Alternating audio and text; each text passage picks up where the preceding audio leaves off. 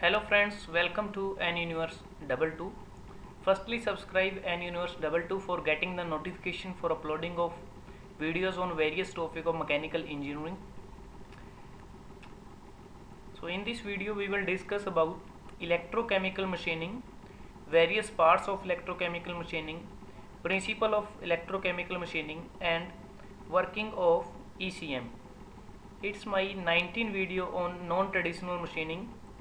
So I got lots of response from the viewers, so I decided to make this video. If you will like this video, please share with your friends and students and also like this video. So let's start. Electrochemical machining.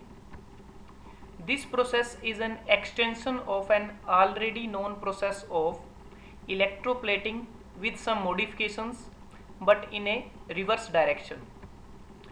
A shaped tool or electrode is used in the process which form cathode.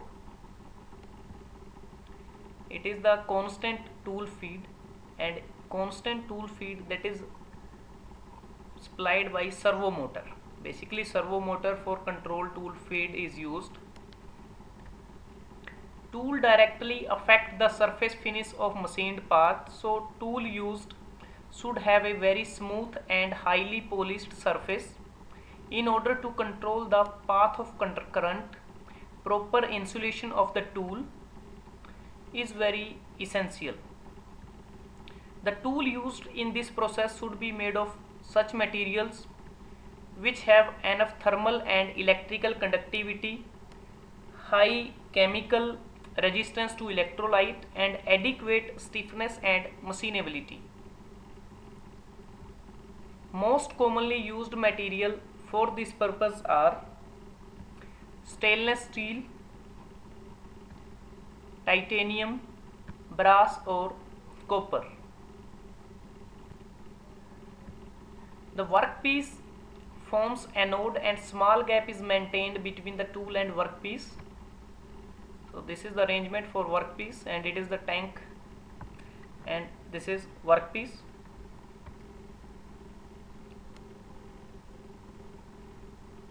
This is the cavity that is formed in the workpiece.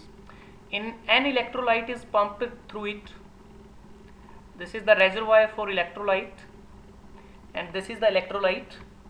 Most widely used electrolyte in this process is sodium nitrate solution.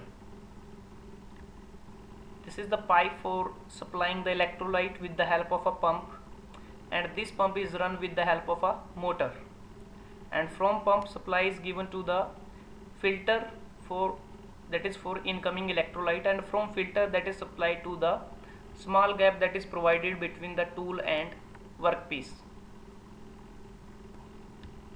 The electrolyte used possesses such chemical properties that the constituents of the separated workpiece material do not stick on the tool surface. Sodium chloride solution in water is a good alternative, but is more corrosive than former, that is sodium nitrate. Some other chemicals used in the process are sodium hydroxide, sodium sulfate, sodium fluoride, sodium chromate, potassium nitrate and potassium chloride. Low voltage direct current is employed, which in the presence of electrolyte, so DC power is supplied, and these terminals are connected with tool and workpiece. With tool they the cathode, and with workpiece that is anode. Enables a controlled removal of metal from the workpiece by anodic dissolution. The principle of electrochemical machining process is based on Faraday's laws of electrolysis. As we discussed earlier, the workpiece acts as anode and tool acts as cathode. The tool and workpiece are held close to each other with a very small gap, say 0.5 mm. As we can see in the diagram, this is the tool and this is the workpiece, and this small gap is maintained between tool and workpiece. So a DC voltage of about 3 to 30 volt is applied between workpiece and tool. So now DC power supply applied to the tool and workpiece. An electrolyte continuously pumped into the gap with the help of circulating pump. So when motor for the pump started, then pump starts to rotate and supply from the reservoir of electrolyte starts, and from pump it is delivered to the filter, and from filter it is delivered to the small gap between the tool and workpiece. So these are the particles. So as we can see, there is a continuously supply of the electrolyte between the gap.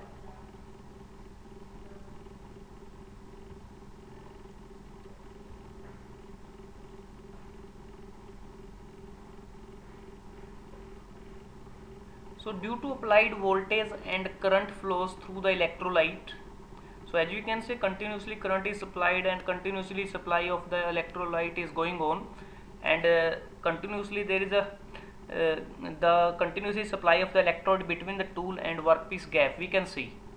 So I repeat it again, due to applied voltage and current flows through the electrolyte, the positive charged ions being attracted towards the tool cathode and negative charged ions towards the workpiece anode.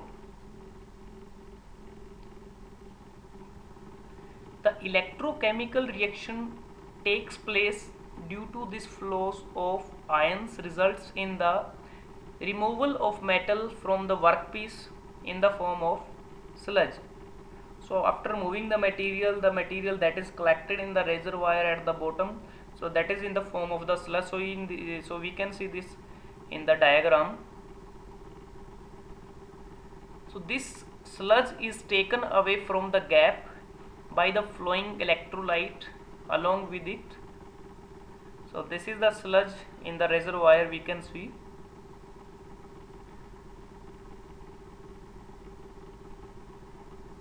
So here these sludge, that is the removal of the metal from the workpiece, that is in the form of sludge. The area where the tool and workpiece are closer, so where is the area? So this is the area where tool and workpiece these are closer, so experience flow of higher current due to low resistance. So obviously the metal removal rate in this area is higher and faster.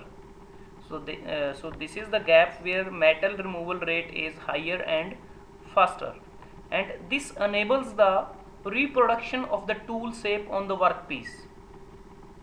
So here we can see the shape of the tool that we need, the such type of cavity that is formed in the workpiece by removing the material. The workpiece is held stationary during the process while the tool is fed at a constant speed in a linear direction. Now we will discuss some applications of electrochemical machining. So firstly I want to discuss, practically all metals can be machined by this method. However, its application suits best only to mass production work because of excessively high tooling and equipment cost, and this process can be successfully used for machining extremely hard metals and alloys. So machining of hard to machine and heat resistant materials, drilling small deep holes such as nozzle, machining of cavities, deburring of parts and holes of irregular shape. Next is machining of complicated profiles such as jet engine blade, turbine wheels, etc. And ECM also used for machining of blind holes and pockets such as in forging die. And here are some disadvantages also of ECM.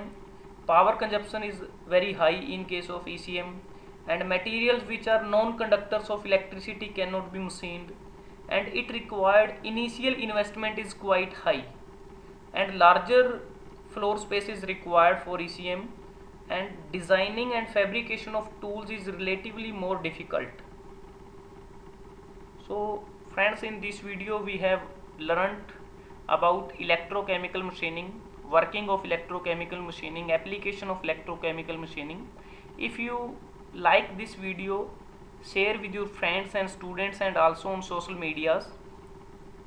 I repeat again, subscribe to get more video on more mechanical engineering topics and Universe 22. You may also like its Facebook page www.facebook.com and Universe 22. Thanks for watching. Have a nice day.